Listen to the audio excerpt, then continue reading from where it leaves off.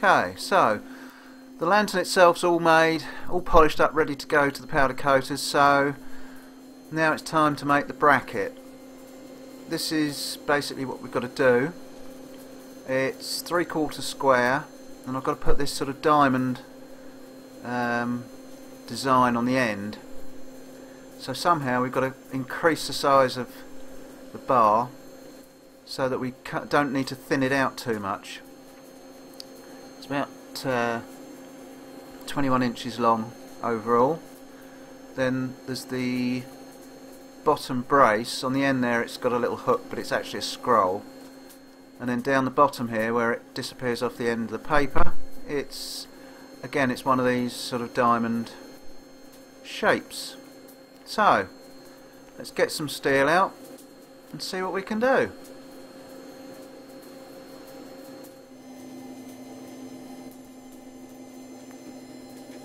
Right, so I've got this bit of 3/4 square.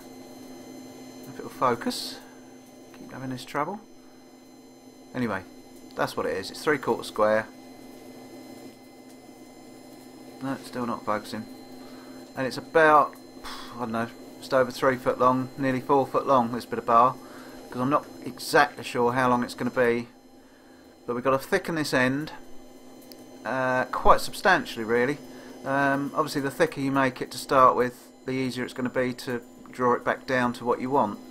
So, because it's too long, I'm not going to be able to hit it from the top on the anvil. So I'm going to stick it on the swage block. See if we can bump it up off there. So what we want is a nice short heat. If you have it too long, it'll buckle. So I've got it set up in the forge here on my rest, just to try and get a nice short heat. If necessary, I can cool it out to make a short heat. So if it's too long, see there, it's only about sort of 2 inches. Now I'm just going to lift it and drop it. This is sort of an alternative method.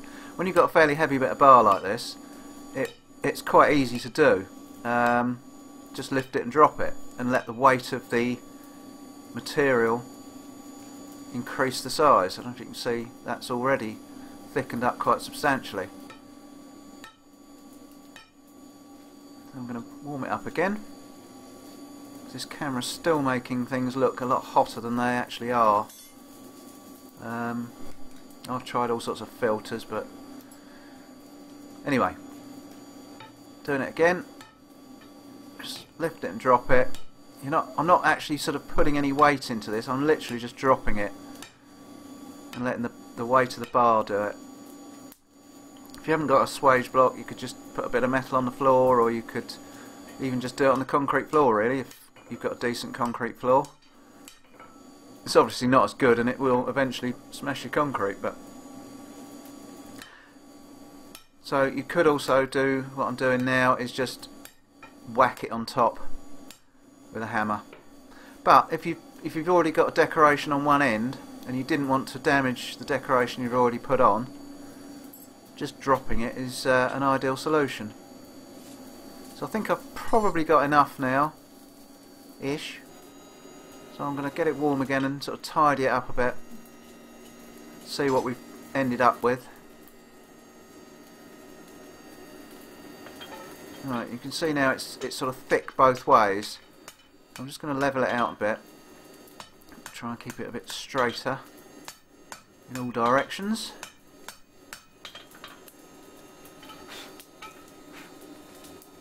And I'm going to actually thin it back down to its 3/4 thickness, only on one way, or just over the 3/4. So I've still got a bit of meat to play with. So you can see there, it's wide one way and back to the normal width the other way. Just going to give it a couple more on the anvil. You can see how that works just as well as on the swage block. And you can see you can see the camera shaking, so it's obviously, the weight of the bar is quite substantial.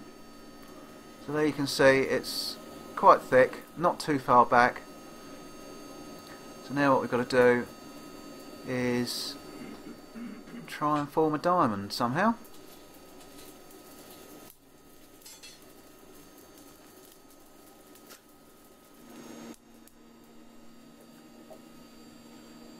Right, what am I doing now?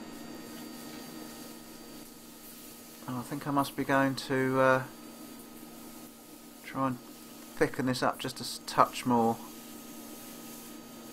So I'm just cooling it out that bit more. Yeah, I'm just going to give it a little bit more.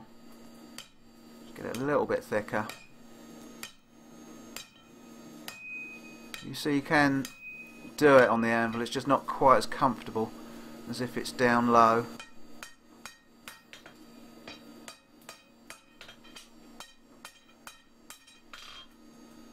Right, so I've got to knock the edges off. That's how I think I shall do it, is sort of bring it back down. I've got to get this stand out of the way, I keep catching it. It's a nuisance because the stand's really handy when you want to heat up a long bit of bar. It doesn't drop out the fire. It gets in the way when you're on the anvil. I'll just get it out of the way for a minute. I'll have to hold it in the fire.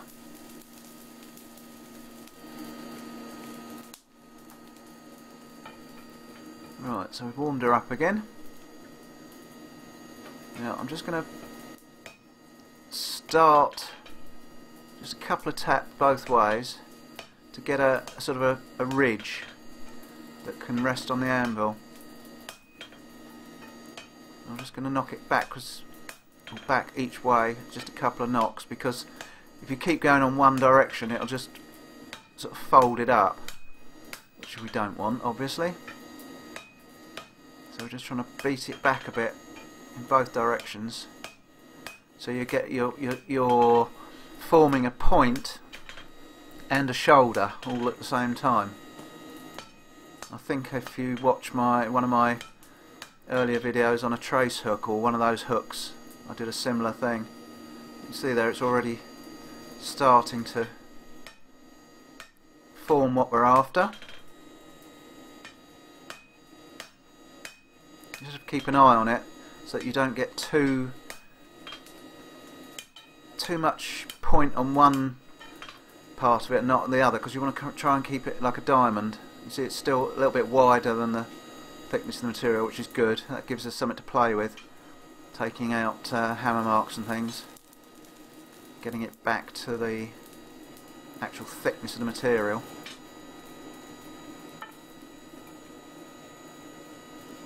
Rub off the muck. Again, just depending on how you drop your hand, your left hand, as to how much point you get on the top of it. And so you want to try and get the point on the top the same, difficult to describe, same length as the point at the back where you're resting it on the anvil.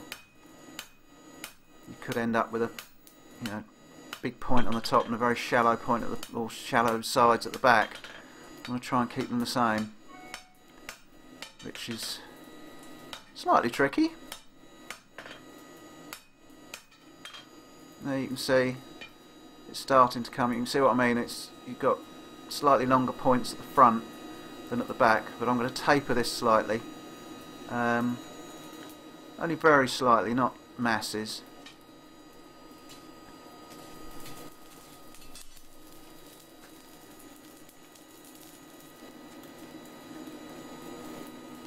Takes a bit of doing this. It's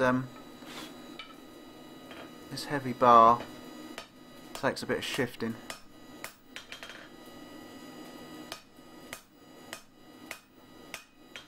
Just do a bit at a time. Go steady. No need to rush, because if you rush it, you can mess it up. And I haven't got any more bar, so I can't afford to mess it up. I've only bought enough bar to do this one job. I don't tend to buy bars in 20-foot lengths anymore.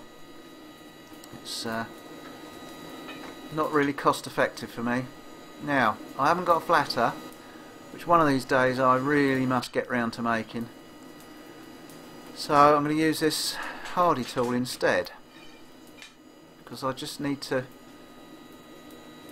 flatten out those shoulders there, and I don't want to risk doing it with a hammer and hitting the sort of the diamond. So I'm just going to get this flat, no, I wish it was a flatter, just a hardy tool, and use it as a flatter. One of these days I shall make one. So anyway, I'm going to get it hot again and then use that. Works quite well actually. I think it's a bit of almost cast iron, this one, because it's either that or it's just extremely rusty. I've had it for donkey's years, I don't know where it came from, but it works really well as a flatter.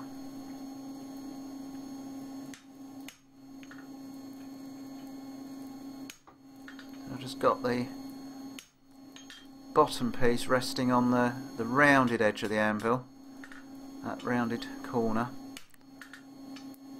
Just thinning that neck out just a touch, just to make it a bit neater.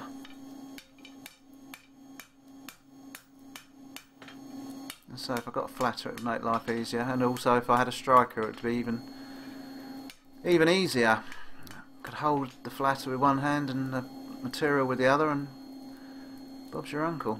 Right, so you can see it's getting there.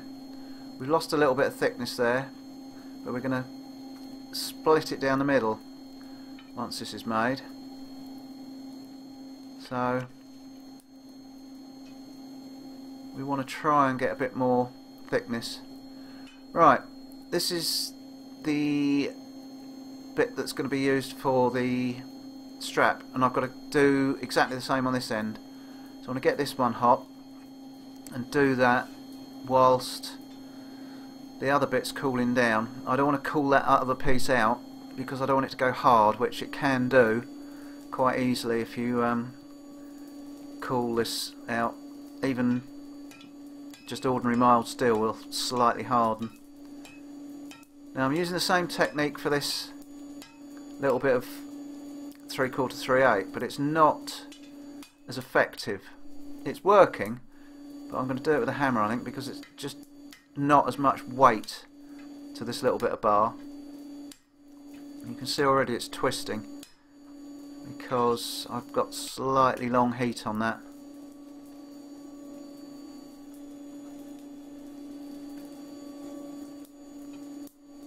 Again, this bar is about 3 foot long because I don't really know how much I'm going to need.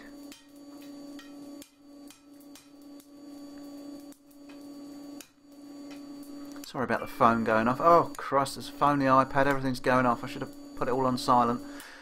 Anyway, so doing the same job, try and keep it straight, short heat, cool it off if it in between if it's, or cool off just behind the heat if it's too long, because if you let it twist you just get into all sorts of trouble. You can see there it's still a little bit twisted. I just want to try and get a bit more meat into that end. If you have to keep straightening it and all the rest of it, you'll find that you'll end up thinning it back out again. So if you can keep the heat short to start with, it just makes life easier. There you can see that's probably gone up to, I don't know, 1/2 inch widthways and about 1 inch or so the other way. Again, I'm just bringing it back down to 3/8, so we've probably got, I don't know, maybe 1.25 inches now at the bottom, at the widest part, and I'm going to do exactly the same as I did before. Drop my hand and whack it on top there, just to start the diamond off.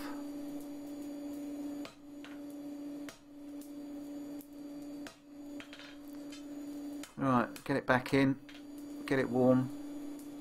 It's looking like a bit of a donut at the moment.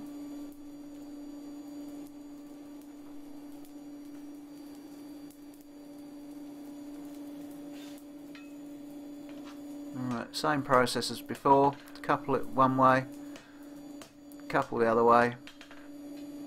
And you can see why you need to get a fair bit of meat in there to start with, because that's almost disappearing back into itself already. I hope I've got enough here to form another diamond. Although this one's not quite so important. You can see it's sort of shaping. Yeah, this one's not quite so important. I can actually thin this one out a little bit. Probably a little bit more than I could with the other ones. This is just the bracket that's going. It's sort of like the brace, which we'll put at 45 degrees down onto the post. There you can see it's coming along. And again, I shall probably thin out the neck just a little bit. But if you start with the neck quite thick, at least you've got something to draw back down. But if you start with it pretty thin, then you end up with bugger all to sort of draw back out. I know when I was an apprentice, that was always my trouble. I never had enough meat in the job. Ended up thinning things down far too much. It was a lesson I learnt fairly early on. I'm going to try and do the flatter trick again, I think, with this. Get it resting on the stand. Just knock that in behind there, just flatten that neck out a little bit. Just make it look a little bit prettier. Stands just a touch too high behind me.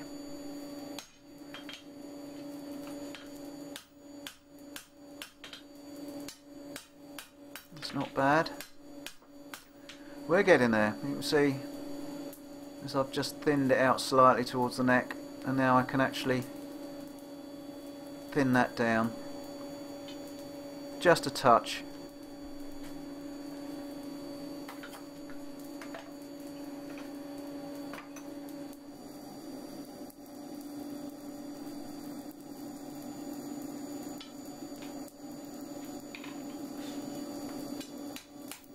Using my lightweight hammer there. It's about £1.5 this hammer. It's ideal for this sort of job. If you go too heavy, you can put too many marks in it. There you can see I'm just thinning it down a little bit. Probably going from 3/8 to 5/16, something like that. And it just increases the size of that diamond, just makes it a little bit more pronounced. So I'm going to try and punch a hole in it as well, rather than drill it. We'll see if I can punch it with my stud punch.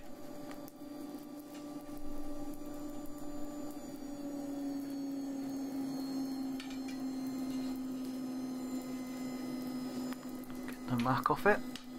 Just tidy this up a little bit. Unfortunately, this bit of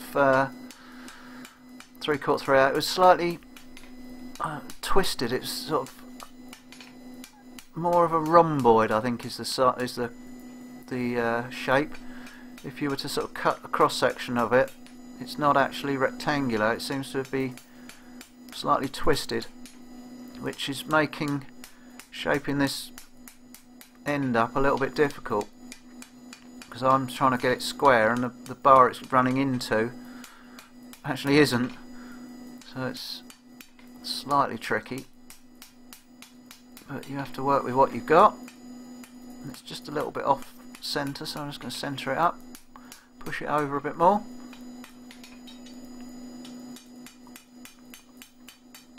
Square the edges up.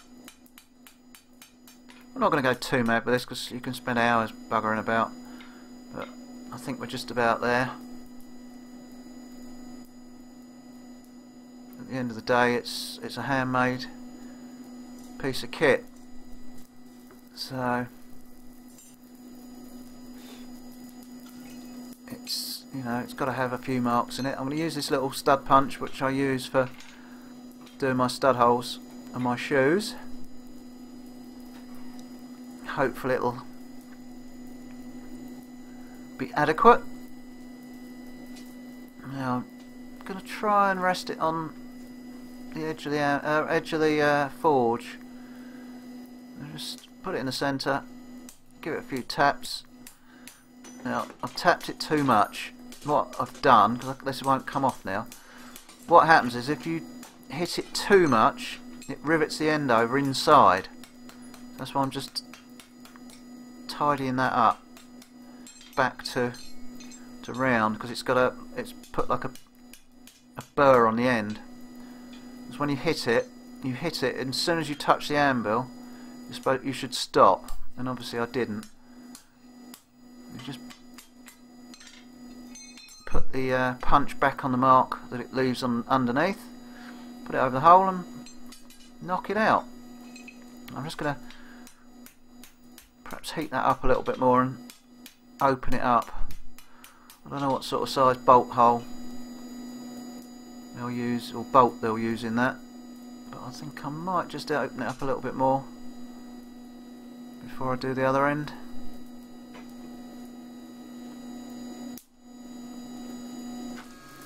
No, obviously not. I've cut it off to the length that I've worked out I need, and I'm going to taper this end down and put a little scroll on it. And I might tap that out a bit bigger later, but I've got to bend each end at about 22.5 degrees or something or other to get you 45. I think that's how it works. Don't know, don't do it by angles, I do it by eye most of the time. See what fits. I'm just going to thin this out, make a sort of a fishtail. I'm not going to keep it the same width, although it might be better the same width if it's going up onto a bit of 3/4. I don't know, I'm going to do it slightly fishtailed and see what it looks like. Just level it out. I'm not going to make it too thin. I've got to work out which way I've got to turn it, because it's flat this side, so I've got to bend it downwards. I'll just put a little bend on that, so remind me, so that it rests flat on the post and flat on the top of the bracket, or the underside of the top bit of bracket. I'm just going to curl it over. It's not going to be a terrifically long scroll, just a really tiny sort of decorative piece. Just keep it moving, flatten it off a bit. Don't hit it in the same place too many times on the trot, otherwise you'll end up with flats in it. So you want to keep your hammer moving and the steel moving.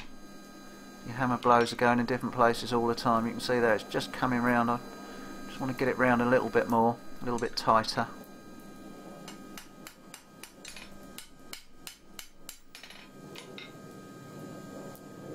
So I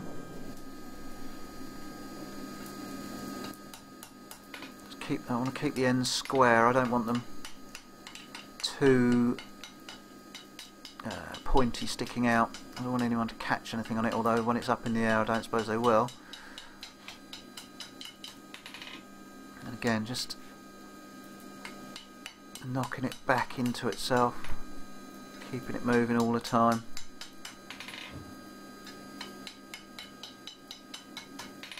And you'll find that the edges, the very ends, will tend to flare out a bit more than the middle, so you need to sort of run your hammer around the very edges to keep it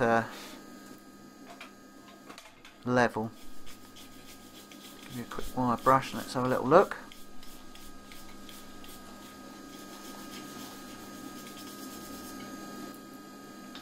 It's not quite running down the middle, so I'm just going to knock it over a little bit. One end's slightly off compared with the other.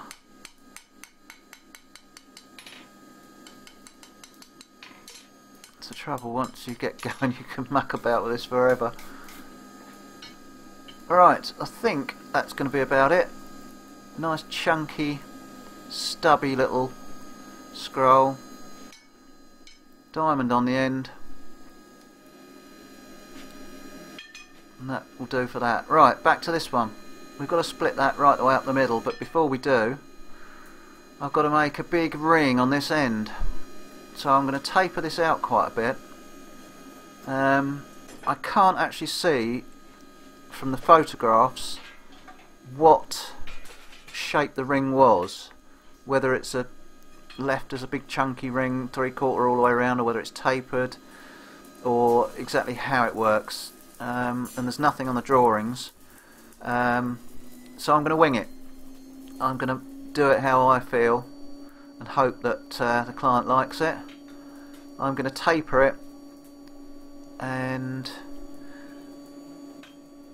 sort of quite a long taper, and my theory behind this is the hook on the lantern is only open quite a small way. Let's get the big bertha on this, which I don't think will fit over 3/4. Now I'm not going to start mucking about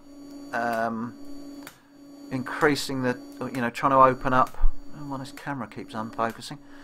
Yeah, I'm not going to muck about trying to open up the hook on the lantern. So my theory is, if I taper this ring, even though the narrowest bit is going to be up near the top, at least you can move the lantern upwards, hook it on the narrowest part, and then drop it down onto the thicker part.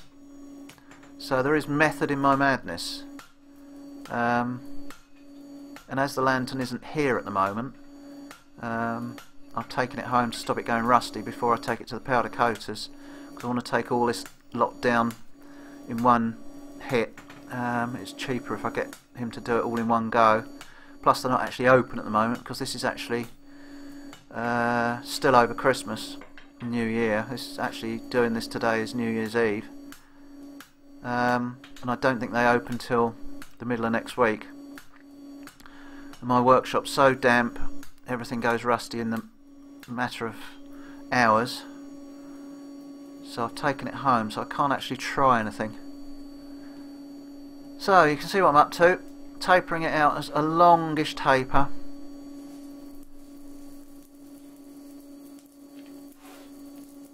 And it's starting to get dark now, so I hope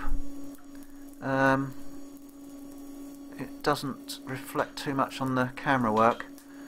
I need more lights in this workshop anyway, but with it being dark outside, I normally rely on quite a bit of light coming in through that open door to light my camera work.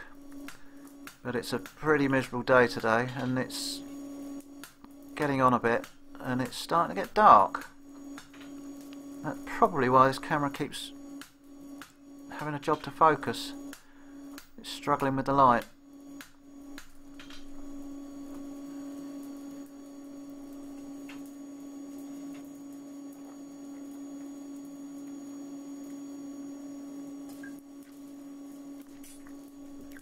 Oh, it's better. Drop a cider. Right. We must be getting almost to the end of the taper. Yep. Just going to tickle about with it with my little hammer. Take out some of the hammer marks. And so I don't like hammer marks, but at the end of the day, this is a handmade job, and some people like the hammer marks. It shows that it is handmade. I don't like too many. I like to see that it's handmade, but I don't like too many hammer marks. Just squaring the end up there, dropping it again.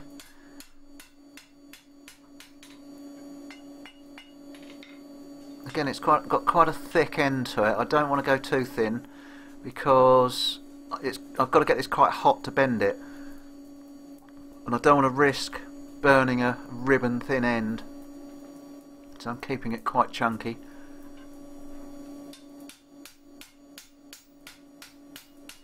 This really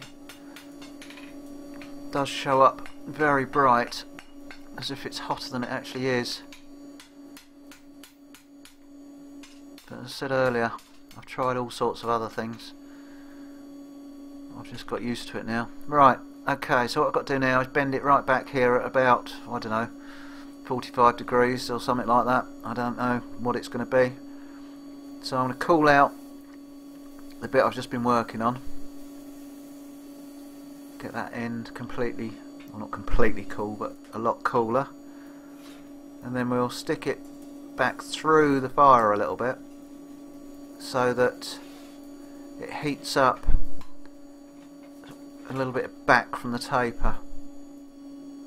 And I'm going to use these little bending dog things. Now I'm just cooling it off. You can just see in the corner of the shot there, I'm just cooling out so that it's not too hot too far back, because I don't want it, I want a quite a sharp bend.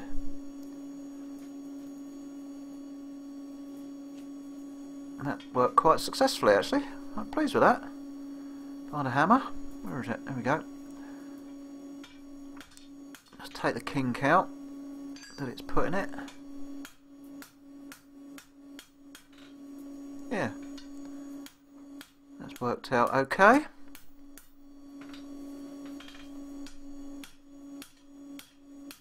Again, just try and keep everything straight.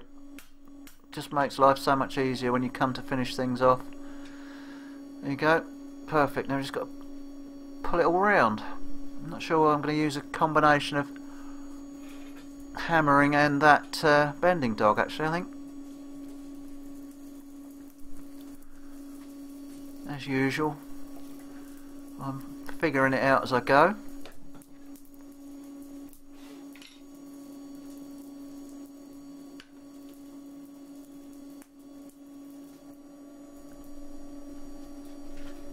Right, that should be warm enough again. I'm just going to start it off over the rounded corner of the anvil. And see, as it gets thicker, it gets much harder to pull round.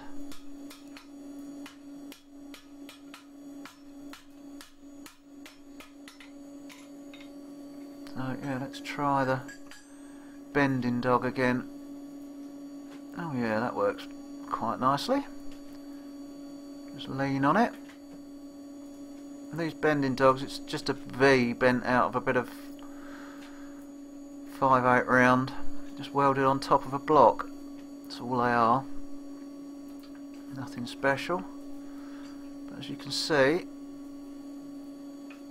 they work quite well. So I've just got to work on that. Pull that round so that it's somewhere near, and it's always difficult to get this to look right when you've done a tapered circle.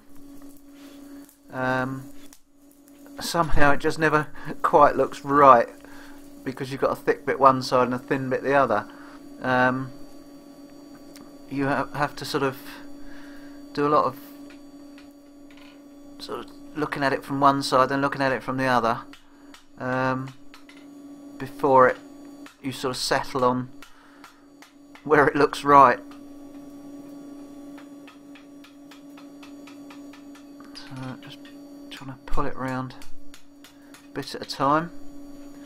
You don't want to go too mad in one particular place. If you think, oh, it wants pulling on a bit there, just pull it on a little bit, then have a look, because all of a sudden you can find that you've pulled it in the wrong place. So again, we'll just give it a little tweak on with the bending dogs. I always like to finish off sort of rounding up jobs on the anvil.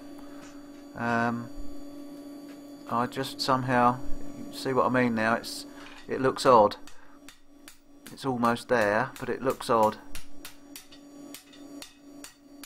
But I hope you can see my reasoning. for having a thin edge or thin part to get the hook on. I don't want it easy for people to be able to just unhook it either. If someone just goes up underneath it and tries to unhook it, they won't be able to, because they'll have to twist the whole lantern up through sort of almost 180 degrees to get it off. At least that's the theory.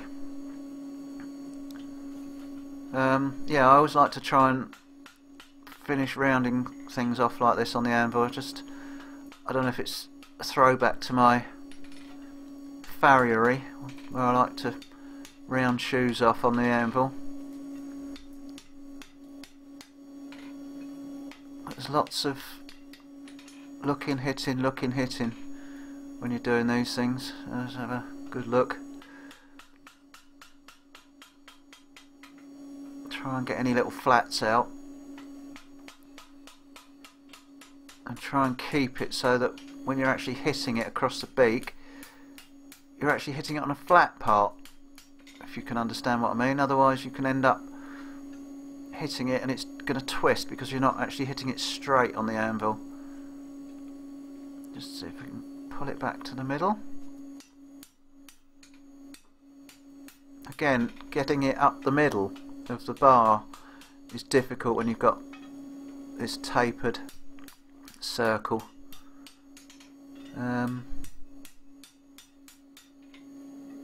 It's very peculiar. Right, there you go. You can see it's actually not quite up the middle, but it's somewhere near. And now I've got to bend it down, which is going to be peculiar.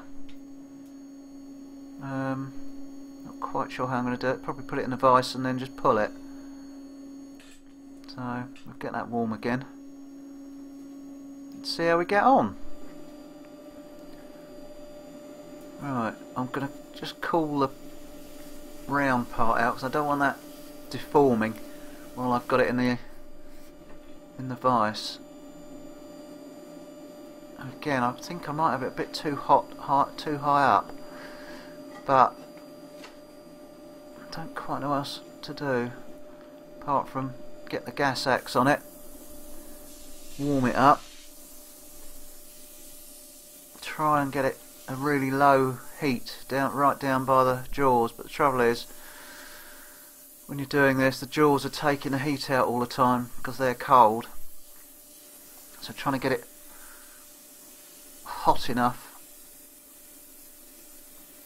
to bend close is quite tricky. And so I don't really want to hold it the other way and belt the ring. I don't really want to risk deforming it. So we'll have a go like this and see what happens. I can always slightly pull it back again if I've bent it too far up. It's not completely ruined. See, I'm not happy with that bend. It's a bit high up. But hey ho, we'll overcome.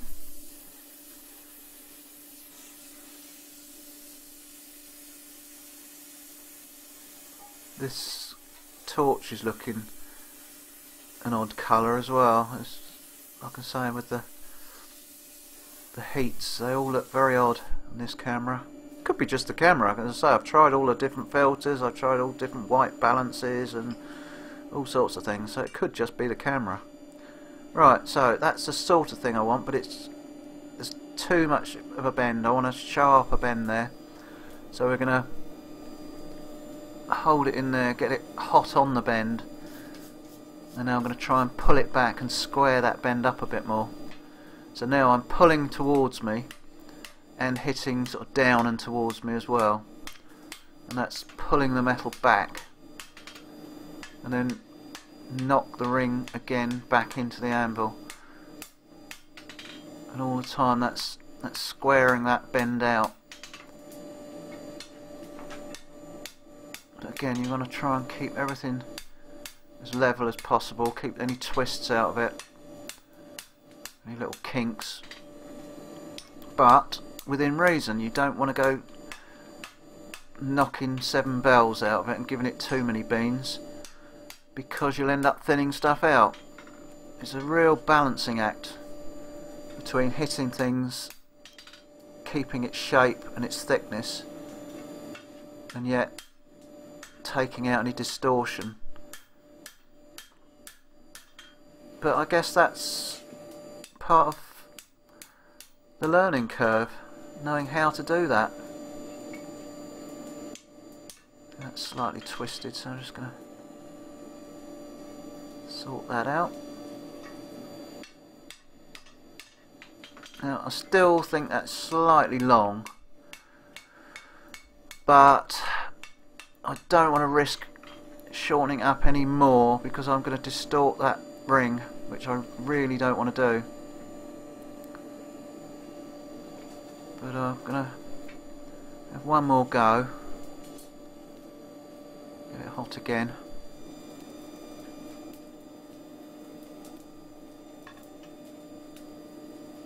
This is some of the scale off.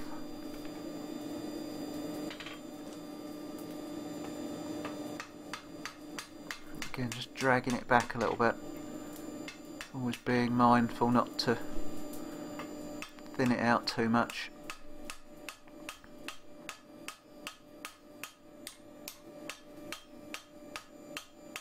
What I'm trying to do there is sort of force it into the corner of the anvil to get a nice shape in the bottom of the bend. It's still not quite how I'd like it, but I think I'm going to almost have to call that a day, because, as I say, I can't do another one. And I've looked on and that just wants knocking over a little bit. I think it's just a little bit, as you can see, it's not up the centre, it's got to come this way a little bit. It's pulling towards me, so I'm just going to get that hot and see if I can do that. Just move that round. As I say, yeah, I just looked at the drawings, or not the drawings, the photographs, and although I can't see what sort of ring it is, I can see the ring from the side. It does actually look like it's got quite a neck on it before the ring. I don't know, it might be an optical illusion, but it looks... It's made me feel better anyway, because it doesn't look as bad as I thought it might. I thought it might be way too long, but looking at the drawing or the photograph... Right, I'm just going to pull that round with this little spanner. Put a little bit more of a kink in it. Have a look. Yep, that's better. And if you can see there, that's much more down the centre. This runs almost straight through the middle. But like I said earlier, it's really, really difficult to see when you've got a tapered ring. You know, some of you might look at that and say, well, it's way off. Well, to my eye, it's actually not too bad. So. But everyone's different. Just a little tickle around, straighten her up, and I think I'm going to call that a day. So we're going to call that one out, because that doesn't matter if that heats up, if that hardens. Next job is going to be, there you go, let's see if we can have a little look. It's so dark in here at the moment, but it won't focus either. Come on, focus, and you can't really tell how that's down the middle. Anyway, next job is going to be to split this right down the middle, back quite a long way. I think I've got to come back about 6 inches probably. So that's going to be a task in itself to try and split that with a hacksaw, because I've got to bend it 2 ways, out and then back again. But anyway, that'll be on the next one, so keep an eye out for the next part 2.